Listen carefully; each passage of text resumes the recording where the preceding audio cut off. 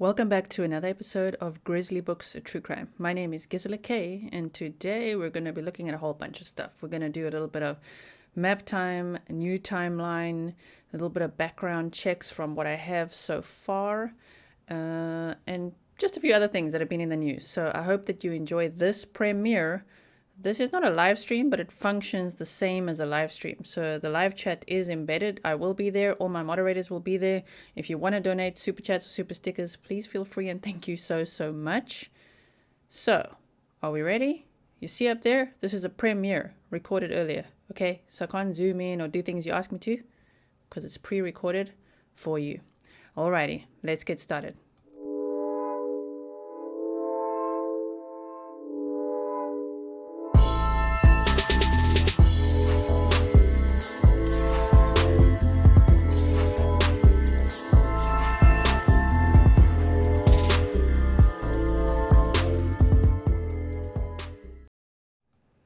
Okay, so I thought we could start by looking at this thing that I've made for you, which is a calendar that I've been working on for a while, just filling in what I can. And of course, now that we know that Steve Berlino, the laundry attorney, has spoken out again after Cassie spoke to the protesters, now we really have, the timeline is becoming more and more accurate as we go along. There were some things that were at first speculation, but now we know it actually happened. Like when Brian Laundrie went back to Florida. A lot of speculation going on there. So let's have a look at it, okay? So what I did was we starting there, you can see August, and I've just made it. I know some of you said when I made the last calendar Monday to Sunday, it was a bit confusing. So I made it Sunday to Saturday, like the American calendar, because I think like 80% of my audience is from the United States of America. So we start off on the 9th. So I write, according to Instagram, the Archer's visit. Because remember that last post, one of the posts of the visiting the Archers, this is on Monday morning when there was no one there. And I'm like, Monday? Because this was posted on the 12th and 13th. So I was confused about why Monday, but I put it there, according to Instagram, Gabby and Brian visited the Archers on the Monday. Now, interestingly enough, the pictures that were posted on the 12th and 13th, Brian was wearing the same clothes as what he was caught in on the body cam footage on the 12th. So who knows what they'd been really doing that whole week leading up to it, or what kind of state they were in, or why the van was in such a mess at the back as well. That was all very, very interesting. Also, a side note, the female park ranger that was there that day has... people have requested her body cam footage, and that request has been denied, which I find interesting. I hope one day it can get released so that we can see what conversation did she have with Gabby, what happened there. Some of you have some very interesting theories, so thank you for emailing me those. So then we go up to the 12th. We've got the Archer's visit, body cam Moab. So we know all about that. We've seen both of them that we have. There's obviously more that should be available, but we've seen those ones. So that's the body cam footage. It's very, very difficult to watch now that we know, what happened to Gabby, that she died and that that she was murdered. So watching that footage is very, very difficult for me still, but of course we watch it because we want to learn from it and all of that. So that happened on the 12th. We are going to do map time again. I've updated the timeline. I just first want to work through this calendar. Then, on the 13th, Kylan and Crystal were last seen alive at Woody's Tavern. Now, what I have for you after when we do map time is also how far away everything was from each other, the important things. I mean, I'm sure I could add more to it, but I've made that for you as well. Then, on the 14th, they were supposed to be off. So on the 15th, Kylan and Crystal were no shows at work, which then really made their managers concerned. On the 16th, Kylan and Crystal, I read Crystal, no shows at work and reported missing to the police. I told you I'm a perfectionist, so I like to fix it for Crystal. There we go. So no shows at work, reported missing to the police. On the 17th, we now know, Tuesday the 17th, Brian flies back home to Florida. And a lot of you guys, remember I was asking yesterday when I showed some of that, I was trying to figure out what Cassie was saying. and you guys have listened and said that it sounds like they were moving things out of storage, like Gabby's things out of storage into the home. The lawyer says because Brian and Gabby were trying to save money because they wanted to extend their trip. That still sounds real interesting to me, to think that he flew home for that purpose and then flew back. Weird. A lot of speculation we can do there, but for now, let's stick to these facts, okay? This is an updated timeline. That's what this whole premiere is about, with Maptime, and then at the end, some background checks and other interesting information. So then on the 18th, Cindy Sue Hunter discovers Kylan and Crystal. I do hope that I can interview Cindy Sue Hunter in the future on this channel. At the moment, she's not feeling very well, so not right now, but hopefully in the near future. So she, by herself, discovered Kylan and Crystal's remains at the campsite. Now, on the 19th of August, Gabby's Instagram post had no tags on the day, so we've done a whole analysis on that. Some of you email me stuff that's already in the playlist, so just be sure to check out the playlist, go through the videos, make sure that we haven't covered this on this channel yet. But there were no tags, and that is the day that the YouTube video, Our Van Life, was also uploaded on the 19th of August. So if Brian was home from the 17th to the 23rd, Gabby, either he had a phone and computer, or Gabby made those posts. Maybe didn't put a tag because she's maybe was in a state sitting there at the hotel. But that was the day the YouTube video was also uploaded to the channel, something that she'd been working very hard on. That day as well, Robert Lowry arrives at Jackson Hole. Robert Lowry is the other body that has been discovered in the area who died. I know some of you are like, he died of hypothermia. That hasn't been confirmed. I looked again today, did a deep dive. They say his manner of death is yet to be confirmed and released. So I just put that in there for interest's sake. We did a whole map time where we speculated, could Brian be responsible for Gabby's murder and other murders? Could the man who escaped the mental health facility, could it be him? So we looked at that already. That's in the previous Maptime video, but this is just here for the calendar for factual sake. So on the 20th, Robert Lowry was last seen. So during this time, as we know, Brian was in Florida. Now on the 21st, Gabby's dad orders her Domino's pizza because there was a power outage at the hotel due to a fire. And then they FaceTimed. Apparently she was eating the pizza on FaceTime, saying thank you. So that was that. Nothing to report really on the 22nd. And then on the 23rd, Brian returns to Salt Lake City, Utah, meeting up with Gabby again. I still can't find anything of any hotel staff saying they both checked out. Gabby was seen checking out of the Fairfield Inn, Salt Lake City on the 24th. But they must have both checked out because he returned on the 23rd. Then, on the 25th, a Wednesday, Gabby FaceTimes her mother for the last time. There were also potential sightings of the couple near Jenny Lake. On the 26th, Happy Halloween post on Gabby's Instagram. And the same day was when Jessica Schulz, a witness, said she saw Brian parking the van. No sign of Gabby at that time.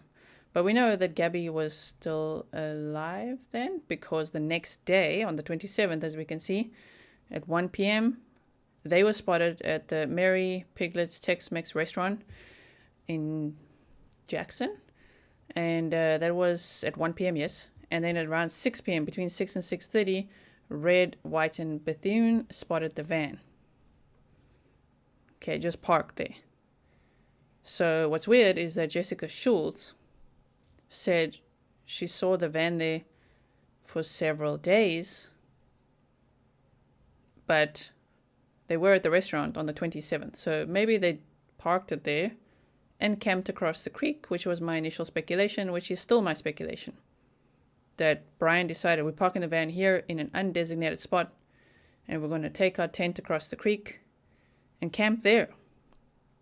And then maybe came back to the van and drove off to the restaurant on the 27th.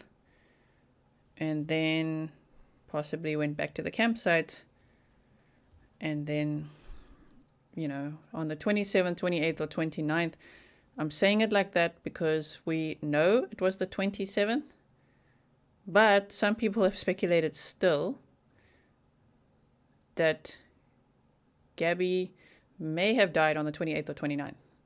So I always leave that door just a crack open. I feel like it's the 27th based on what we know, but it could also be the 28th or 29th.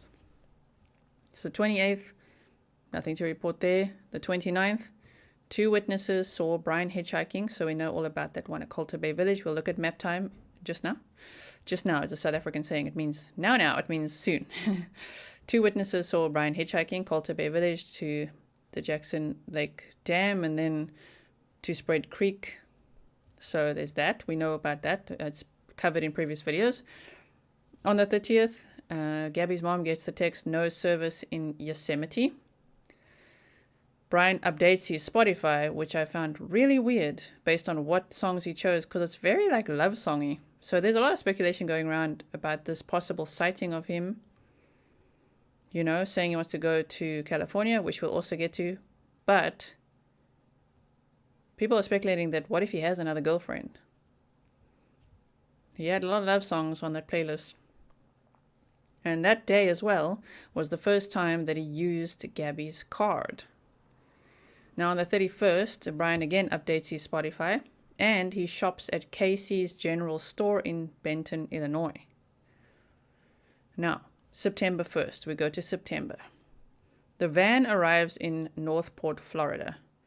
The Laundries go to Cassie's house in the Mustang. So this is an update. So the van arrives, and one would think Brian would be dead tired. Okay, but he gets in the Mustang with his mom and dad, drives to Cassie's home. Cassie says because her parents wanted to surprise her kids, pick them up from school, and then hang out together. So Cassie was like, oh, Brian is with them. Okay. Did questions come up? Where's Gabby? What you doing here, bro? You were just here, a few days ago on the 17th. What you doing here? 2 weeks ago, you were here, and now you're here by yourself. I'm sure these conversations must have come up. Second and third, not much to report there. Besides, neighbors seeing bike riding and walks in the neighborhood. On the 4th, there was a typo, the 14th. That's what I found. On the 4th, Brian and an older woman, very likely his mom, bought a phone at an AT&T store. I will show you exactly how close that is to the house. It's very close in Northport, Florida. On the 5th, nothing really to report there. On the 6th, the family went to the Fort DeSoto campground. Now, initially, Dog the Bounty Hunter said 3 people checked in and 2 people left. Okay, so they've got those records as well of Roberta Laundrie signing in. So it was Mom, Dad, and Brian. But his sister Cassie and her husband and the 2 kids also joined them there on the 6th for only a few hours. They had s'mores, they had dinner, they chatted. But Cassie said because the kids were there, nothing came up about Gabby or anything. Now, have you seen those photos? I will show you. Of Brian there that Cassie shared with the news. It's very, very sad to see. I shared it on my community tab. So always check the community tab on this channel because I do share a lot of things on there as well. So they were supposed to be camping from the 1st to the 3rd, but they rescheduled from the 6th to the 8th. And Cassie says they were only there on the 6th for a bit. So I'm assuming that would be Cassie, her husband, and the 2 kids. Roberta and Christopher apparently left on the 7th, but the reservation was until the 8th, which means Brian may have, speculatively in my opinion, stayed there on the 7th by himself, and on the 8th, who knows, it's a getaway, Nothing to report for the 9th. On the 10th, Brian speaks only through his attorney, and neighbors reported the Laundries actually camping around this time. So initially we all thought it was the 10th, 11th, and 12th. But now we know it was the weekend before. But I just put that there just for interest's sake because maybe they were, pretending to camp again. On the 11th, September 11th, Gabby Petito was officially reported missing by her mom. Many have asked, why did it take them so long? I initially had the same question, but apparently it's because she was on vacation doing the van life and in a completely different state.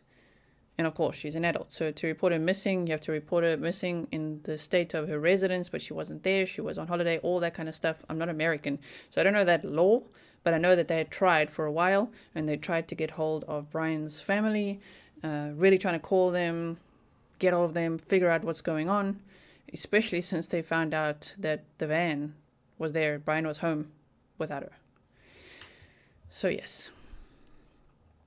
Now we're still in September 12th, nothing really to report. Now on the 13th, this is the latest update. Brian was left for a hike. So remember when the parents told the FBI that he left on the 14th? Well, now the attorney says he actually left on the 13th, and they just didn't remember clearly. Oh man, that is just wow. So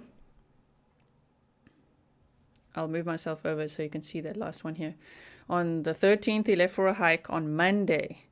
On the 14th, the Mustang was spotted at the Carlton Reserve and Brian left a note.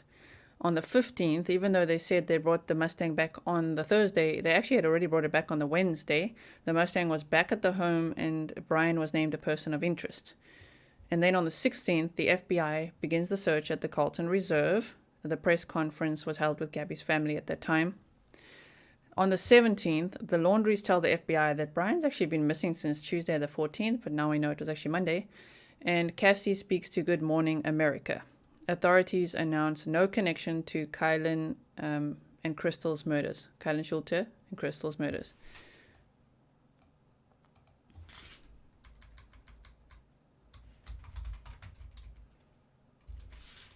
Kylan and Crystal's murders, okay.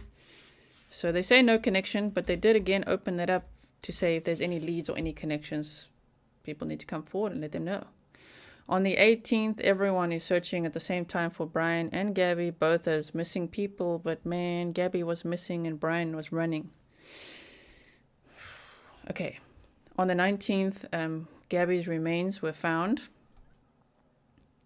Stepdad flew out there and helped out, and apparently it was Jessica Schultz who said that she saw Brian scouting out the area on the 26th in those days.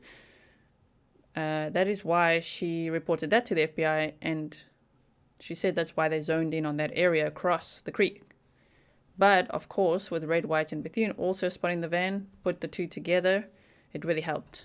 So I will show you, as I said, the distances in a moment. On the 20th, Gabby's dad tweets she touched the world. And then the laundry home was searched. On the 21st, Gabby's death was ruled as a homicide. And it was confirmed that the remains were hers on that day as well. So it was like the remains were hers and it was a homicide. Do you guys remember that? Because we lived through that together. On the 22nd, divers start the search for Brian in the reserve. I still believe they're searching for the gun. That's what I think they were going into the water for. The gun, I mean his gun, a gun. That is my personal belief. I don't think they were searching for him in the water. I think they're searching for evidence, whether it's a gun, hard drive, keys, something. On the 23rd, the arrest warrant was issued for Brian Laundrie, where law enforcement officers are commanded to arrest him if they see him. On the 24th, the rewards begin for finding Brian. Neighbors say they saw Brian escaping through the backyard. So, the video that I posted yesterday with Maptime of that little wooded area right by his house, and my theory, which people shot me down for, about the cinder blocks being stacked there behind the shed, that he could easily move to the wall so he could jump over. See, I'm still going with my theory. I will never again take down a video because everyone shoots me down. I regret doing that. Why do I say that? I didn't take that one down. But one of them, when I was speculating that it was a gun on a book behind the van. I got majorly shot down for that, but now content creator, YouTuber, Gavin Fish speculates the same thing. And not only is he applauded for it, but you guys send me his link. Everyone's sending me his link, and I'm like, I know, that's what I speculated, but I was completely shot down. But he's saying the exact same stuff that I said. So that's the nature of the beast here on YouTube. I will share my opinion, my speculations and things with you. You can love it or you can hate it, and that's okay. I'm okay with that now. So it looked like a gun to me. But it could be a camcorder, a flashlight, a drone. What else did you guys say? There were lots of things submitted. There's a poll running now as well, so you can go and vote there on the community tab what you think it is. On the 18th, yes, everyone's searching for Brian and Gabby. Gabby's remains fans, we were there. Okay, so on the 26th, this memorial service was held for Gabby Petito in Holybrook, Holbrook. Is it Holbrook or Holybrook? New York, Long Island. We watched that together. It was very, very difficult. That was a very difficult day. On the 27th, the laundries say they do not know where Brian is through the attorney. They made a statement to say they have no idea where he is. And if we keep going here through October,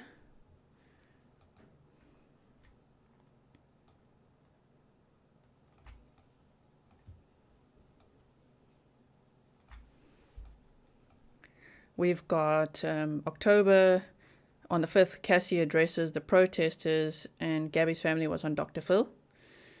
So there's obviously snippets of that available, which, you know, I've watched and I'd love to give you some thoughts on it at some point.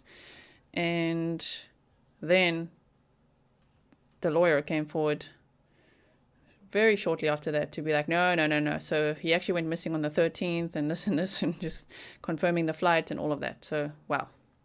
So that is this timeline that I've made for you. Now, let's look at, shall we do Maptime first? Then we'll look at what the neighbor said. Okay. We'll do Maptime. Look at what the neighbor said. Look at background info and look at Brian's pictures from Fort DeSoto. So here we go with this.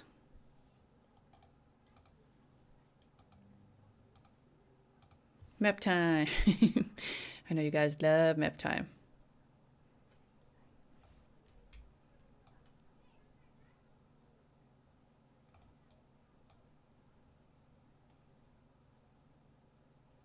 Okay. So I've updated the travels we shall do on this Maptime. First, we've got, of course, I'm just starting at the Mesa Arch, and then, of course, that's where they were on the 9th. And then on the 12th, they went to the body cam point. So let's go there. Body cam point, right? There we were. Remember that? So that is where the body cam point was. We can see they were pulled over there. Brian was actually driving really fast. Was it, I think, 45 miles per hour in a 15 zone? And hit the curb? Damn. You should have got a ticket, actually. So we've got that. And then we're going to the Bowen Motel, which he was driven to. 1 second. The distances. I know you want it. So the body cam to the Bowen Motel was 4.9 miles. Okay, that's where he was driven to. The Bowen Motel.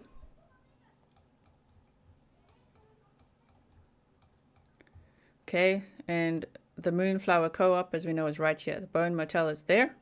Moonflower Co-op right here, where Kylan Schulte worked. And yes, she worked the day that Gabby and Brian were there.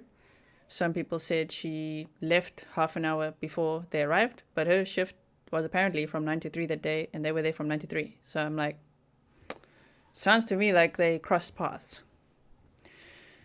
Okay, so we've got that. Where are we going next? Where are we going? Hold on. That's Kylan and Crystal where they were found. So hold on.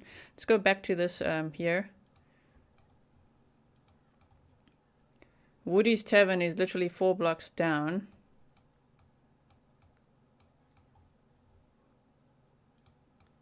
Somewhere here. I didn't list that now. Hold on. Could even be this one, but it's so close. Like, I wonder why they don't list it on here. Tourism Center, yeah. Wait, the hotel. I remember counting 1, 2, 3, 4. 1, 2, 4. Somewhere here. Woody's Tavern. That's not like super critical right now, besides that it's so close to the Moonflower Co-op, to the Bowen Motel, and to Woody's Tavern. Okay, they're all very, very... The Bowen Motel to Woody's Tavern is 0.4 miles. Like, damn. Okay, so the next point we go to is here. No. Kylan and Crystal. They went camping here. Literally right there. Okay, I have a friend who lives in Moab. The same friend, thank you to you, said he wants to remain anonymous. Gave me all these background checks that we'll look at the end of this video, or in the second half of this video. But he literally drove there, took videos so that I could get a feel for the area, see it, because I very much also, you know, thinking about their murders, and I cannot believe that there are no suspects yet, no answers. Even though a set of keys was left behind there were bullets in their bodies. There was a Gatorade bottle. And there was a wedding happening with 100 guests just right here at the Whispering Oaks Lodge. Right here. Pretty damn close.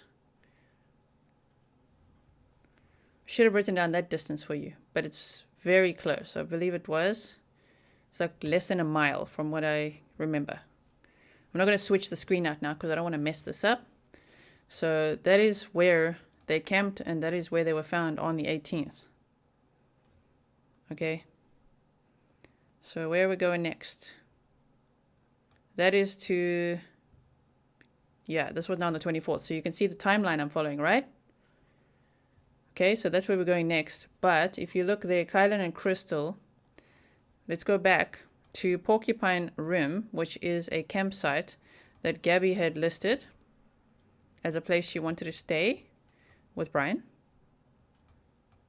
There it is. Oh, hold on.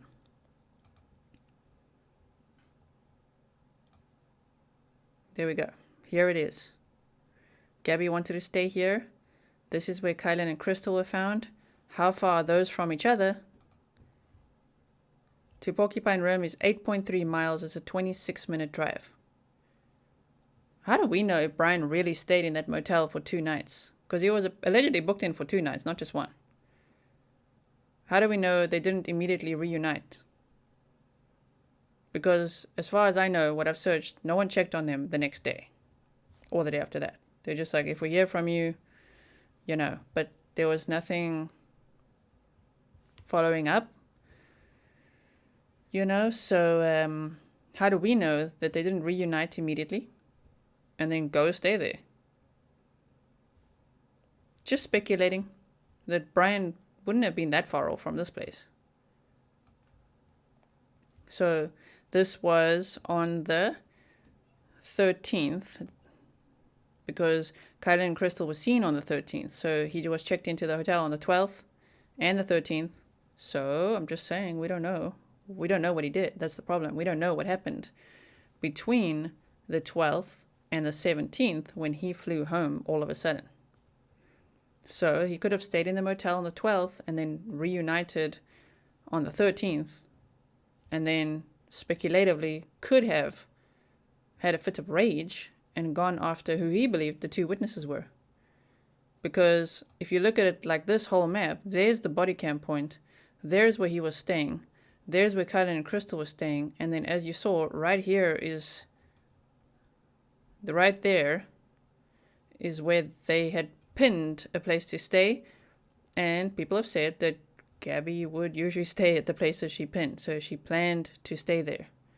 So that is seriously not that far off, huh? It's kind of on the way. So there's that. Then we've got him flying home to Florida. So we've got this terminal here. If you look, I just put that in a Salt Lake City airport. You can see the airport there. So he flew out of there. Did I say to the airport how far that was? No. So hold on. We'll get back to the distances. But he flew out of Salt Lake City airport. Apparently his dad bought him a ticket. on the 17th to go home to attend to the storage unit to save money. Like, okay, right. And if you look carefully, look how close the Fairfield Inn and Suites was. It is so close, a stone's throw from the airport. It's like literally at the airport. So, I mean, he could have even left the van there. I'm still speculating about the keys. Just because maybe he didn't want proof of the parents posting him the keys. And I don't know. We just don't know. Maybe he thought he could hush-hush go home, take stuff out the storage, get a spare set of keys, get some more things, sell stuff off. We don't know what he was actually doing. And then come back. So he could have left the van, Gabby and her van, at this hotel and walked to the airport. He could have easily done that to go and check in for this flight that he took. You know? He didn't need to drive the van there and be dropped off, or maybe Gabby dropped him off. We don't know that either. But she was last seen checking out of this hotel on the 24th as we looked on that calendar. Next up, we've got this, yes, so we'll go to it. I showed you in a video the inside of the hotel, the lobby, the breakfast area and everything. So if you missed that, go check that out as well. So this would have been the Fairfield Inn and Suites. You can see it there. Very nice. I don't know what room number she stayed in or anything like that. The manager says he has absolutely no knowledge of her staying there, so that's interesting too. But she did allegedly stay there. Now we travel north. And we go here to the van. Because 24th checked out, 25th FaceTimed her mom. 26th, there's already witnesses seeing Brian being all shady here, parking the van.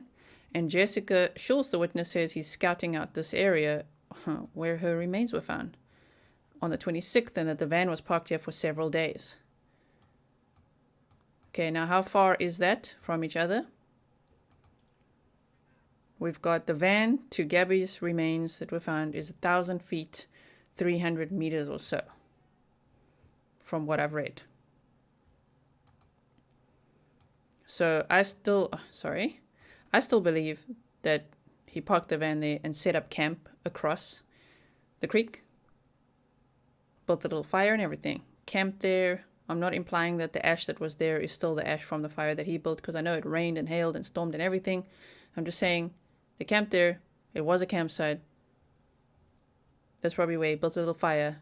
And I think that's where things got really messy. Like really terrible. So they could have parked the van there, camped across the creek, come back over the creek in the morning, got back in the van, and went to the Mary Piglet's restaurant right here on the 27th, where they were spotted fighting. Brian fighting with a hostess, not afraid to show his tremendous rage. And who knows fighting about what, really? At that point, we actually don't know if he really was fighting for a free meal. Don't know. But he was fighting. Gabby was crying. I wish there were more witnesses that called the police at this point, because can you imagine if they would see them again? Like more body cam footage and like, again, guys? Like seriously? That could have really helped. So again, I'm not blaming anyone. I'm not saying anything. I'm just saying if you see something, say something.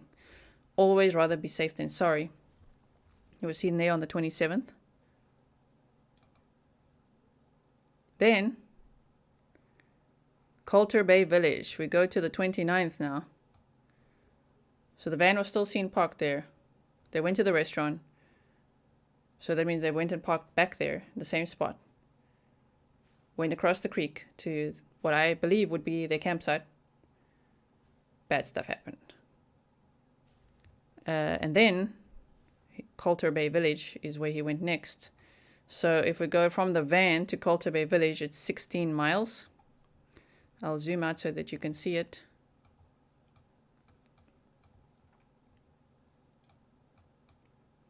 Can you see it? The van, Coulter Bay Village. 16 miles, that's the distance there.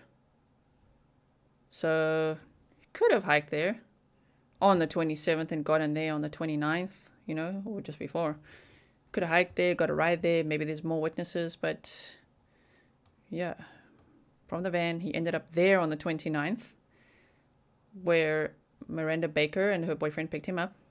He asked to go to Jackson and offered them $200, and he was dropped off here.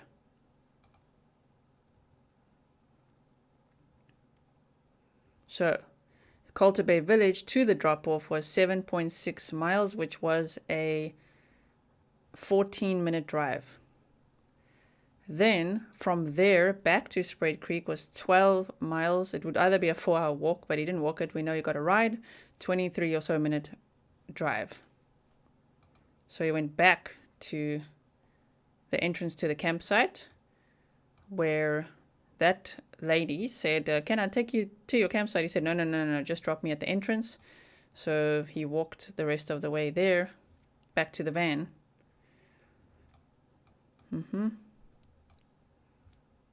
Jackson Lake to Spruit Creek, 12 miles, 23-minute drive, and the van to Gabby's remains. Okay, so you've seen that. So he would have walked this, there, and just left Gabby there.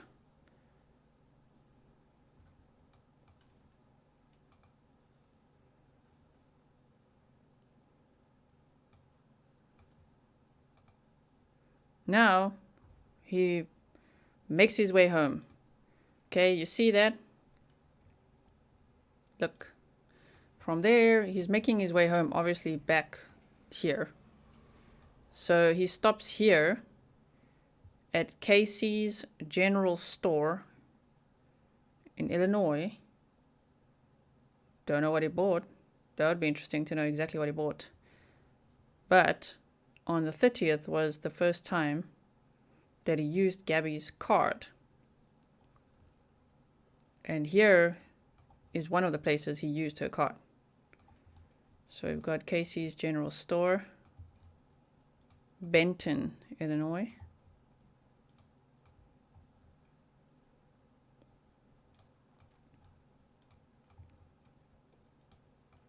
Right there.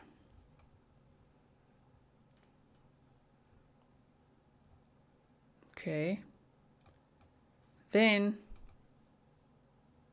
after that, he's back at Mama's house. 4343 Wabasa Avenue. And after that, on the same day, he arrives there around 10:30 in the morning, 10:36. He's entering Northport, Florida. Arrives home. Who knows if he had a shower or ate something or what he did. But he probably did, thinking of the time he arrived. But very quick, get ready. Everyone get in the Mustang and let's head on down to Cassie's house, which is there. 12231 Hollybush Terrace. So they go there. They pick up the kids first at school, and then they all go there and hang out. On the 1st of September. Then we've got the AT&T store. This, well, that is a bush. I like how the pin is there. It's a little offset. It's like in here. But AT&T store on the 4th, buying a burner phone, as people say, or buying another phone with allegedly his mom. So if you just look how close that is, it's very, very close. I've got a slide as well to show you. I just don't want to switch to that right now in case it's the wrong slide. But that is how close it is. In fact, what I can do is I'll bring this up so that you can maybe see it. Hold on.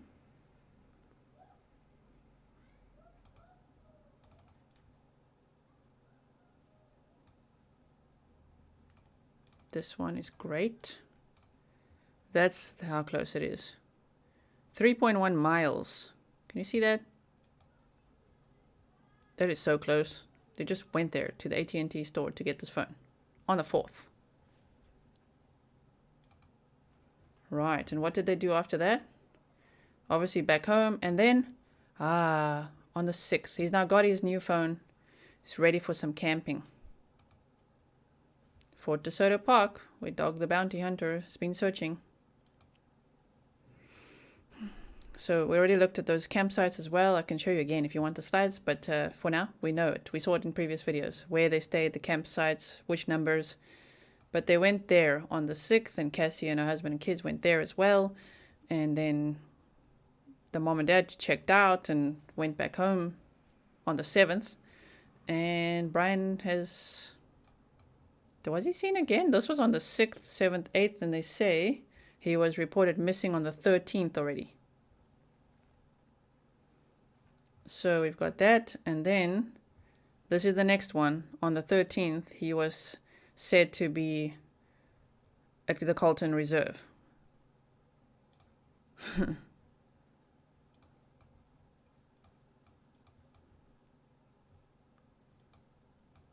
So I previously pinned that one. And his home is there. And they've been searching this reserve. They've obviously toned that down, but like, damn. Searching that reserve like crazy. So he said he was going for a hike there. Now we know it was on the 13th. That's the last known time his parents saw him. Cassie last saw him on September 6th. Mom and Dad last saw him on September 13th. 2 days after Gabby was reported missing. 3 days after he had lawyered up. He's going for a hike with his brand new phone. And there's a note on the Mustang, remember? Ooh, the Mustang went there on Tuesday. And then on Wednesday, they found a note. Yeah, and then on Thursday, wow, the Mustang was brought back. Except it wasn't. On Monday, he went there for a hike. On Tuesday, maybe the Mustang was taken there. We don't know if he drove there. Who drove the Mustang there? Was he dropped off there? I don't know. But the Mustang was taken there on Tuesday. On Wednesday, it was already back at the house. And by Friday, he was reported missing. Now he's a person of interest with a warrant for arrest. Now we know he's a suspect, but not for murder yet. For using unauthorized devices, bank cards. Okay, so that is that. Right? Now, it's been 42 minutes. It's time for a very quick commercial break. First, this beautiful art was made by Penna Puma. Thank you so much for making this. It is tribute art to Gabby Petito. Let it be with a beautiful butterfly. And then on the right-hand side, a art piece of Gabby Petito. Hold on. Sorry, computer stuff. Okay. So thank you so much, Panda Puma, for sending me these. If you guys want to go check it out and show it some love, find Panda Puma on Instagram. Next up, I want to say thank you so much to everyone buying the merch. Thank you for sending the pictures. We have some OGs over here in the merch and some moderators. So we've got Claire, we've got Lowry, we've got Tracy, and we've got Embla carving it up. Tracy and Embla are my moderators. Claire and Lowry, wonderful friends, and thank you so much for your support. I hope you enjoy the merch. And then we've got shout out to the Bear Cave Super Grizzlies, Melanie H and Thunder Basin 1. Thank you to all the members who've joined. I really appreciate your support for this channel. These are all the membership options with everything you get. I won't leave this on too long. I want to proceed with the show. Just want to show you this quickly so that you understand that there is membership, and you just click the description box. There's a join button, or just click the join button on the channel. If you can't find it, just click the little link in the description box. I put it there for you. What else do I have here? My mods, of course, my mod squad. Thank you so much to the mod squad. They are here right now moderating for me. They know this is a premiere tonight, which functions the same as a live stream, even though I'm not live right now. So thank you so much to all my moderators, Lena, Tracy, Embla, JC, Jeff, Dispatch, Mel, Julie, Kathleen, and Didi. I really, really appreciate you. Okay, back with you. So that was map time. Now let's have a look at what the neighbors...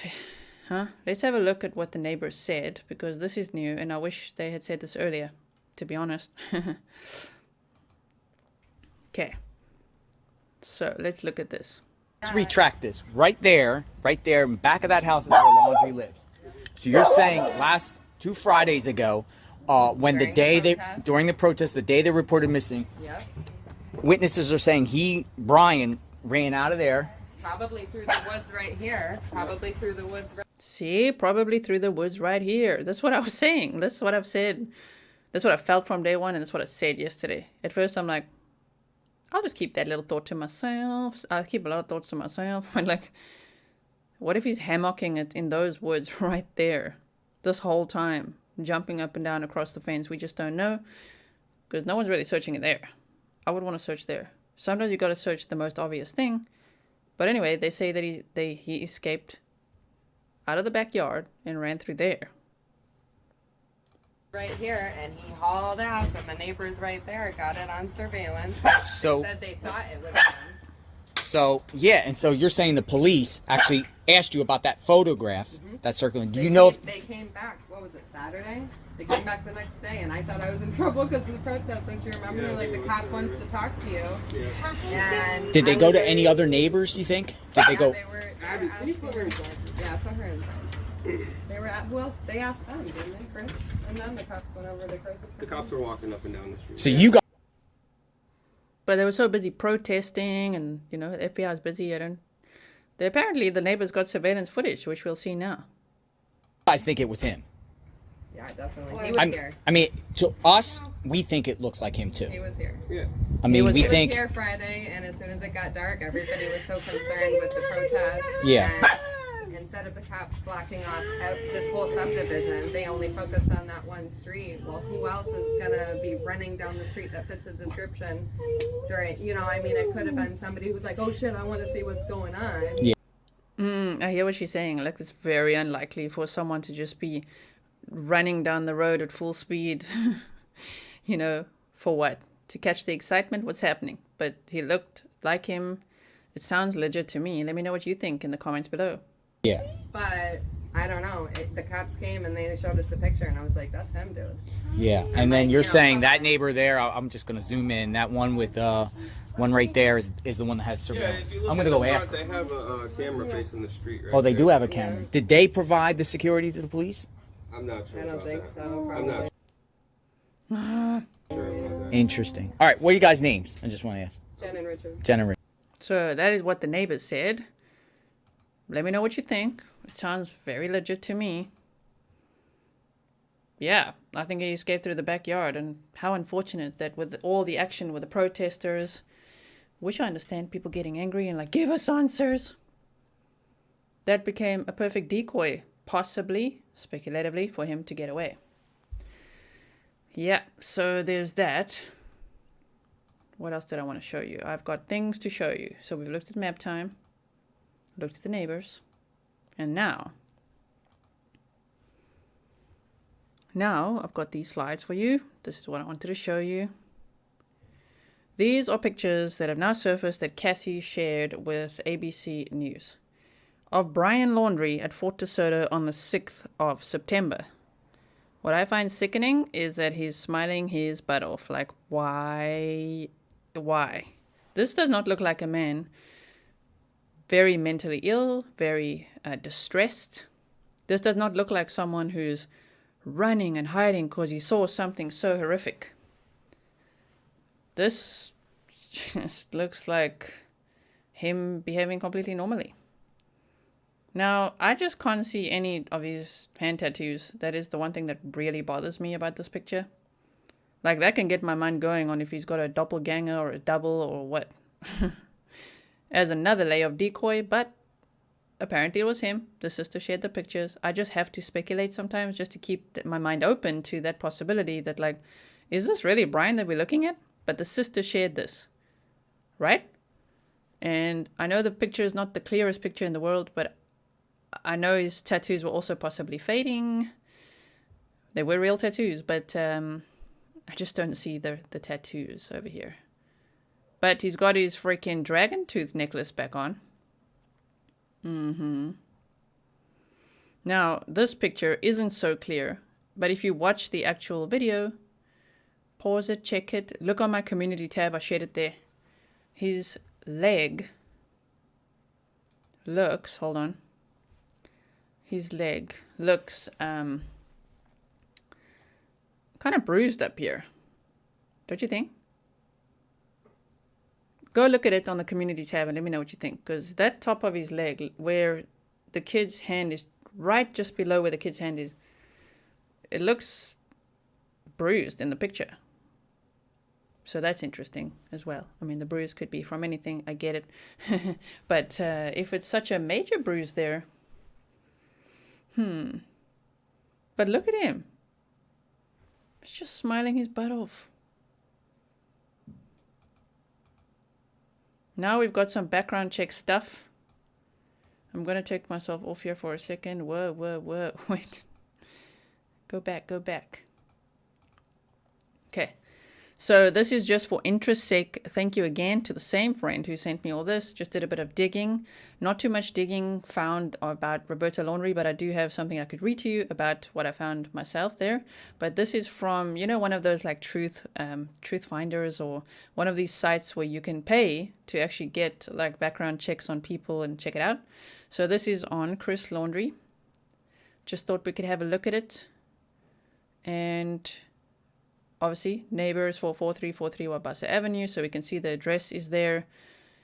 And Juicer Services Incorporated, which we know was his company. Primary company names, Juicer Service Incorporated. Current address, 1181 Sumter Boulevard, Northport, Florida. And there's former addresses as well, which is interesting that the current address is listed like that. We've got the email address, juiceman58. That was in 2012, and yet they say they started the company in 2017. So, okay. 5 years before, they already had an email address for it, allegedly, possibly. It says possible email, so it might not be. It might not be his email.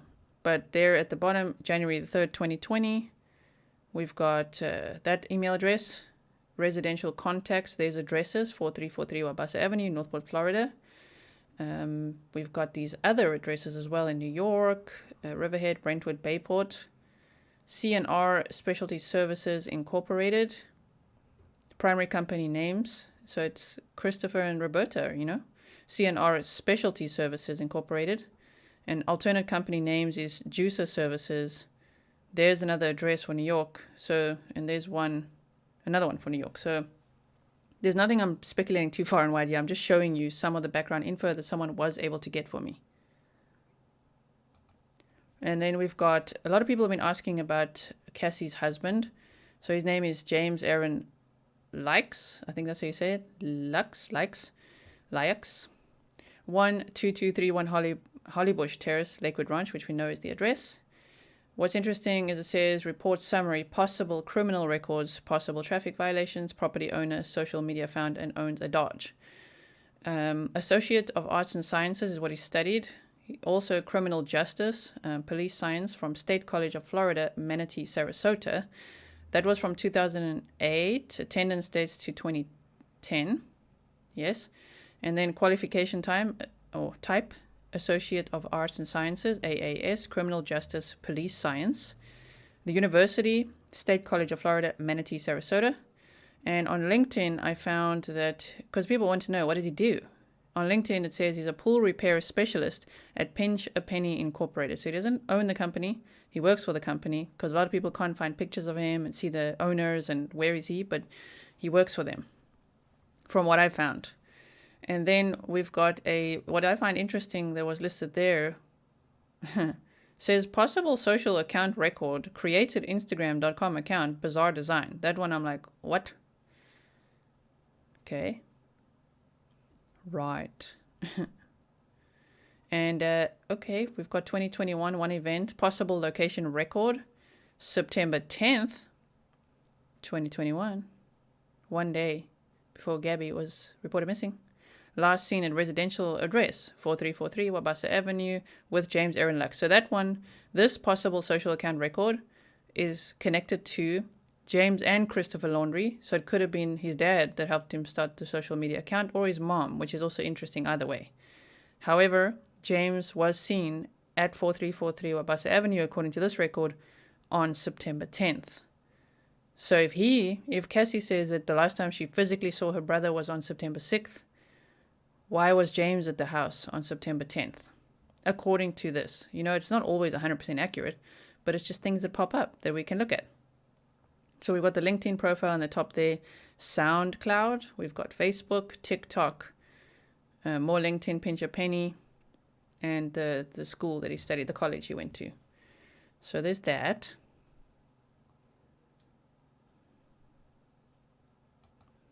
And then just to show you where Pinch a Penny is in relation to their home, it's 40 miles away, but only 3 miles from the Laundry's home, where Cassie and her husband actually lived for a while. They said they lived there with Brian and Gabby first, before the parents moved in there.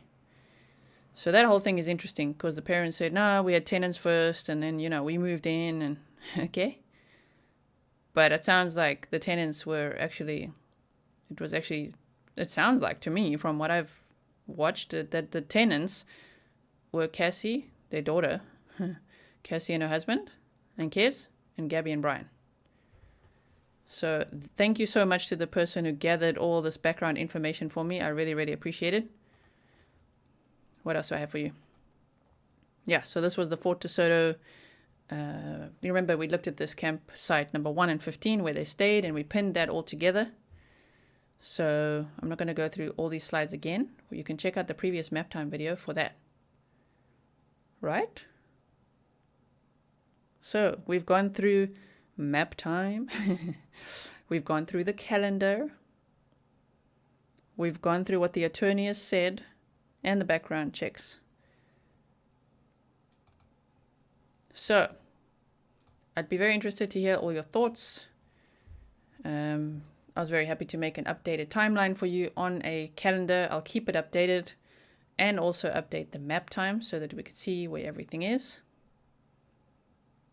I know some of you guys have emailed to say, no, Florida's water table and all that, they can't have underground bunkers. But on closer inspection, some of you are saying that you could actually see the possibility of something being even small underground there, possibly, maybe. That drone footage is also interesting because it really looks like he could be against the fence there.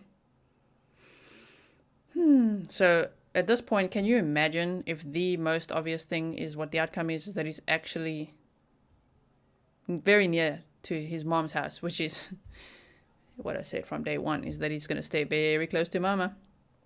However, another thing I wanted to show you, hold on, was this. Google Maps, where are we at? No, we don't want that. The Google Maps was actually this one.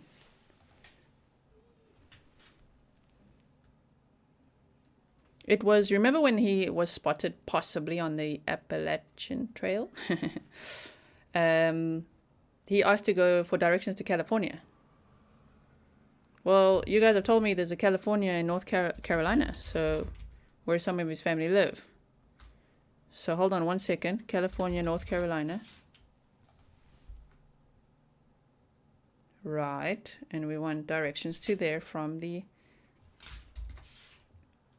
Appalachian Mountains. Okay.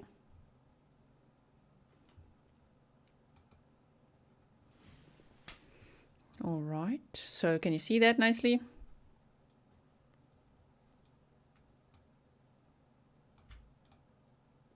Let's do this.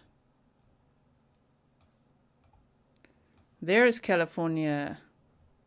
There's California in North Carolina. So whoever this dude was possibly asking to go there and not all the way to California on the West Coast. So that makes sense as well to me now. And I don't know the exact position where he saw Brian, but he was talking about the Interstate 40 to get there. And this, by the way, says that the thing I've typed in here is from the Appalachian Mountains going to California.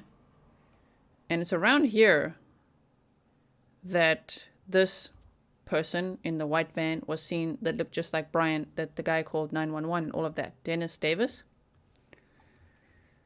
So yes, I find that very interesting because it's like, yeah, well, the I-40 is right there. You could go to California that way, but I don't know how you're getting all the way there. But here it is. So it was like somewhere here that he was seen. If you know the exact location, please send me that, where exactly the guy said he saw Brian. But that is interesting as well. that it could have been that.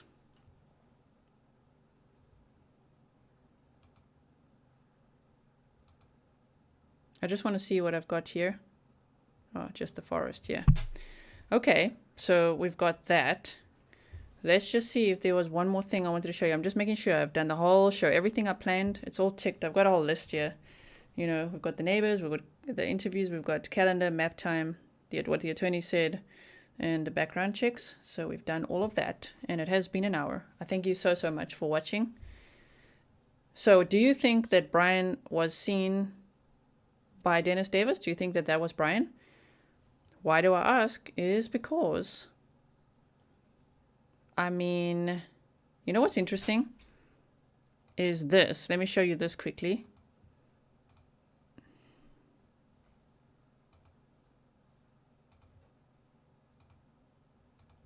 Let's look at this. So if we look at this, this is a list of Brian's family members. Brian Christopher Laundrie, Northport, Florida. The father, Christopher Laundrie, Northport, Florida. Mother, Roberta Richards Laundrie, Northport, Florida. Yes, I must still read you the mother stuff. Sister, Cassie Laundrie Lykes, Northport, Florida. Brother-in-law, Jimmy Lykes, Lykes, Northport, Florida. Now, grandmother is Harriet Laundrie, Stewart, Florida, deceased. Grandfather, deceased, okay? Uncle Joseph R. Laundrie Sr., West Sayville, New York. That is the one that people are like, oh my word, is he a police officer or not? Like, what is going on there? He could be. I think so, from what I've seen. Then there's the aunt, Elizabeth E. Mellon Laundrie, West Sayville, New York. Uncle Thomas, here we go. Uncle Thomas W. Laundrie, New Bern, North Carolina. Deborah A. Laundrie, New Bern, North Carolina. Jennifer A. Laundrie, Garden City, New York. We've got a cousin, Joseph R. Laundrie Jr. Remember, the uncle is also Joseph R. Laundrie, or Joseph, yeah, the uncle is Joseph R. Laundrie, and there's a cousin. And the wife, Lacey Nicole Flynn Laundrie, Sayville, New York. Cousin, Chloe Ann Laundrie, Sag Harbor, New York. And cousin, Jane Laundrie in Australia. Wow, she carved it up all the way east side. She went all the way to Australia. But yes, this is interesting that there actually is family in North Carolina. There actually is family in North Carolina, huh? So if that's the Appalachian Trail, and he's looking for this California in North Carolina, where he does have family, could really be him, huh? It could really be him. Lastly, what I want to show you is what I remembered my train of thought is Roberta Laundrie. That's the last thing.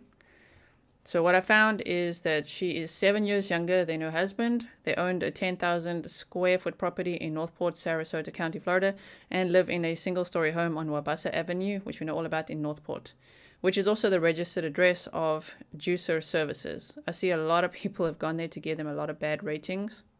Interesting. Based on all the events. In 1989, she gave birth to Cassandra Cassie Laundrie.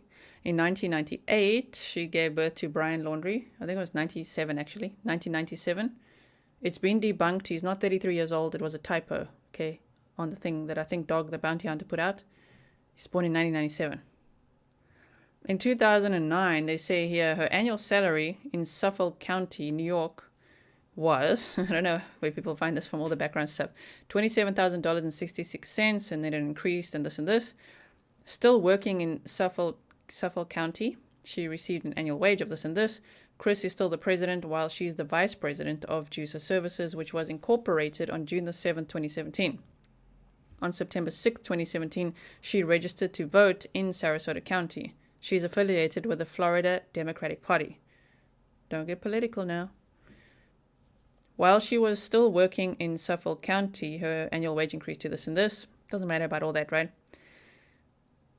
So the thing is that she worked at Suffolk County, which is like what people have said. Did she work for the police? Was she an agent? And she was apparently an assistant agent at the FBI. Like, this is just, I find speculation because I can't find solid proof of this. All right, so there's that. And we've got now we're talking about Brian and them. Yeah, that's pretty much what I've got. That's what I've got on Roberta Laundrie. There's not too much that I've been able to dig out about her. You know, she's a resident of Northport, Florida, married to Christopher John Chris Laundrie. Before moving to Northport, Roberta lived in different parts of New York, USA, including Woodhaven, Bayport, Forest Hills, and Sayville. She also previously lived in Venice, Florida, and in Hanahan, South Carolina, USA. Roberta and Chris own Juicer Services, a company that sells and services commercial juicing equipment. Right.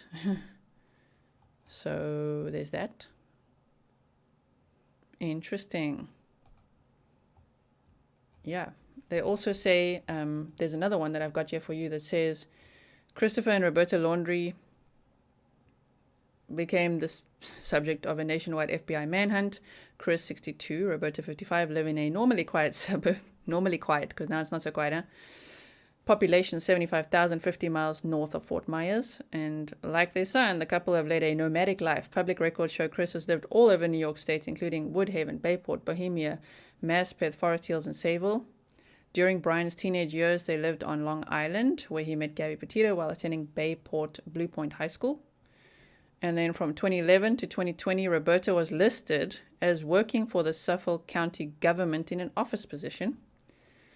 Chris Laundrie also lived in Hanahan, I hope I'm saying that right, South Carolina, before moving to Northport in 2017, like millions of so-called snowbirds seeking the warmer climate in Florida. Upon settling in Northport, Chris and Roberta established Juicer Services, a company that sells and services commercial juicing equipment. He's the president and Roberta's the vice president. The business is now listed as temporarily closed. Did you see that? So there's that. And Chris is affiliated with the Florida Democratic Party. Gabby moved in with the Laundries sometime in 2020. 2020. I thought it was 2019, but 2020. Okay. She lived under the Laundrie family roof, and it was there that the couple converted a Ford Transit van to travel around the USA. Okay. So that's what we have. So we got so far. They say they don't know where Brian is. We know about the statements given by Cassie. And that's what we got. That's what we got so far. So if you want to do some digging and you find things, feel free to send it to me. I do my best to keep up, as I've said, hundreds of emails and messages and things. But I do my best to try to see what you guys are sending me. Okay, so we've got that. And then the last thing I wanted to show you is Gabby's Wikipedia page. It's just listed as the death of Gabby Petito.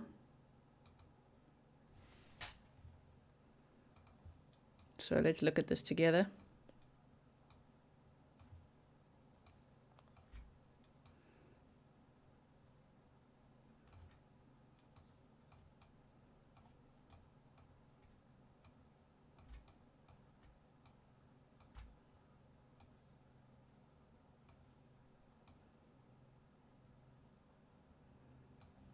I hope you can see nicely. So Gabrielle Venora Petito, March 19th, 1999 to the... that's been updated. But he was already leaving around the 29th, was he not? That used to say August 27th. I know anyone worldwide can pretty much contribute to this, so who knows, but it is interesting. This is why I watch this page. I'd watch for updates. Okay, till August 30th, 2021. Was an American woman who disappeared between August 27th and 30th, 2021, while she was on a van life trip across the United States with her fiancé, Brian Christopher Laundrie. The case gained notoriety when Laundrie returned from Wyoming to Florida alone on September 1st in their Ford Transit Connect van and refused to talk about Petito's whereabouts. A few weeks later, on September 19th, her remains were found in Bridger-Teton National Forest in Wyoming, where preliminary results from an autopsy determined that her death was a homicide.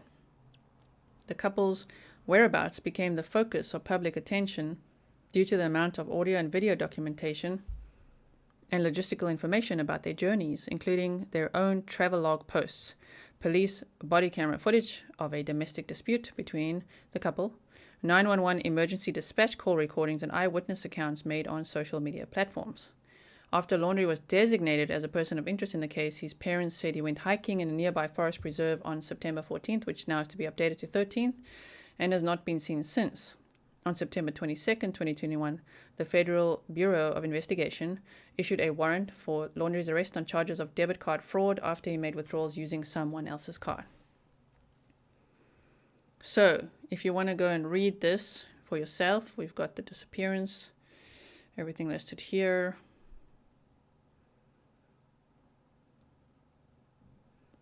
I just want to see if they say the discovery and identification of Petito. If you've seen the Dr. Phil interview with her family, from what I gathered there, she was identified possibly by her tattoos and what she was wearing. She was wearing her favorite sweater. The clothing all matched. Oof, it's difficult to think about. So yeah, there's further investigation going on. I just watch here because you don't know who's updating here. So even that date has changed, you know. So on September 20th, the authorities towed away the Ford Mustang. Yes, we know all of this stuff. I'm just checking. Let's have a quick look. So we've got media coverage and public interest. Yeah, hello. Of course. I'm very glad that I've been covering this case because, wow, I would have been watching all of this stuff anyway. It's really a very gripping case, honestly. I really hope they find Brian Lowry, and I hope they find him alive. Melon Boy, as we say, Melon Boy. If you don't know what Melon Boy is, you got to check out some of the previous videos. For those of you that come here and say, what's up with the melon? I know that you didn't watch the previous video, so just check it out, okay? Get your merch. Let's help raise money for the Gabby Petito Foundation until October 31st, and if we need to extend it, we'll do so, okay? So, I think that's it for now. That's what I've prepared. It's been an hour and 12 minutes. I hope you enjoyed today's show. Thank you so much for watching. I appreciate every single one of you, every single one of my subscribers. Now at the end, as you know, I do a bit of blah, blah, blah, a little bit of waffle. Why did I decide to do a premiere tonight versus a live stream? Because my channel grew so fast that it scares me a lot. And I can't deny that. I can't be like, oh, I'm fine. Whoa, did not expect that. I was hoping to reach 1,000 subscribers by the end of the year and hoping to achieve that through extreme hard work. So that's one thing that will always be constant is extreme hard work. And I just never expected this amount of support and this amount of subscribers so quickly. That's crazy. So I've decided to do a premiere. I might do this going forward because I do have to look after my own mental health.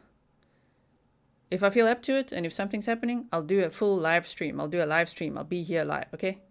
But that's for members and super chat, super stickers, all the stuff that you guys want to do, and for all my moderators. A premiere video such as this functions the same as a live stream, except that I'm not live. Which is great, because then I get to read all your comments and I can comment back and I can see what's actually going on in that chat box, because I feel completely out of control when it's just scrolling like that. And there's all kinds of activities happening and I can't even see it. You know, so not only then would I have to put in the time, of course, which I enjoy doing, to make the production of a live stream, but then I would have to go and watch the replay for another hour just to catch up to what is going on this page. So yes, so I might have to change the format going forward, maybe to premieres, to mostly premieres, and then live stream when I'm okay to do so, because having 3,000 eyes on me is whew. If you think it's nothing, I'd like to challenge you to it, especially within 3 months of starting a channel. I was like, right, I'm gonna find my voice. I'm gonna start me up a YouTube channel. True crime author. So I love true crime. So let's cover it in video format. Okay, I did that, and I worked as hard as I'm actually working harder than I've ever worked, but I've worked as hard as I did on all those books and everything else. And wow, YouTube, whew, the results have been amazing. Thank you so much to every person who has subscribed. If you haven't yet subscribed, which is like 80% of people who watch my videos, hit the subscribe button. It's completely free. hit the bell so you don't miss notifications. You know, there'll still be lots of content coming up ahead. Of course, we'll be covering other cases. I'm just someone who's very intense and fixated on like one thing at a time. So I'm busy working on this case right now. This is what I'm doing. It's what my mind is consumed by, as well as Kylan and Crystal. And there's another lady that went missing in the area, which we'll talk about soon. Eleonora was her first name. On the 17th of August, she went missing in the area in Utah. So we'll bring that up sometime. But the point is, this is what I'm focused on right now, as well as other murders that may or may not be connected, and finding out even who the killer is and why and what and where, and just putting all that energy out there, you know, all the vibes to just find Brian and find him alive. Need answers. So, and justice. It can't just be like that. It cannot just be like that. So, that's what I'm focused on. For all the OGs, the first 658 people that were here before this channel exploded, I haven't forgotten about you. I know I was busy with the Chris Watts document, analyzing the 2,000-page discovery document, and I still want to do that. It's a little awkward right now to just start putting that out there.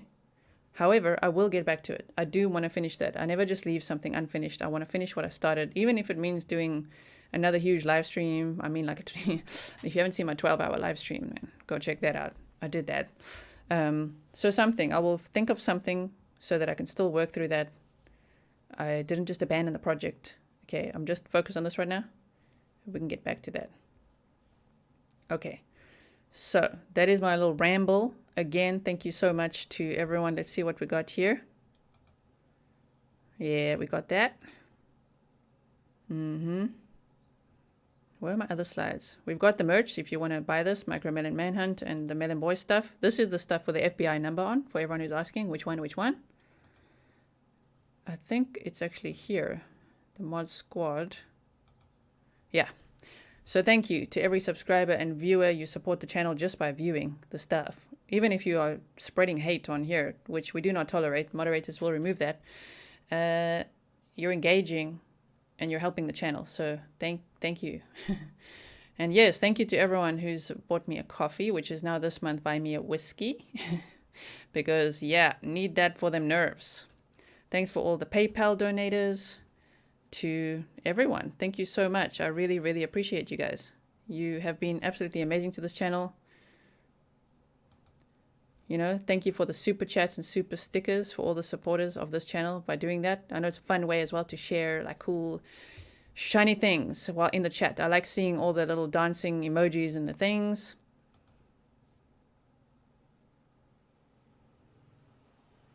Thank you again to every channel member and for your support. I already have 2. I can't believe it. 2 Bear Cave Super Grizzlies. Damn. Busy preparing your parcels to send out. And thank you so much to all the other members.